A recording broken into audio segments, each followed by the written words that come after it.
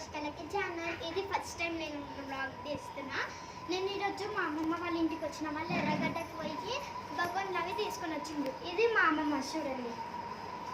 అమ్మమ్మ అయ్యప్పు ఇది సాంబార్కు కంది కుండ తీసుకొచ్చి సాంబార్ మట్టి కుండ.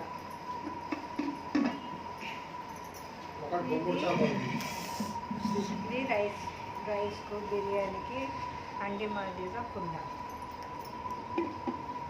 ఇది చపాతీ ఆమ్లెటు దోశలకు పెన్నం. ఇది ఇది రైస్కి బాగోదు.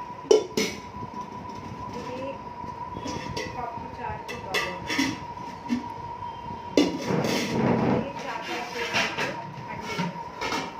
చేపల పులుసు అండి 2 కేజీ చేపల పులుసు అవుతుంది.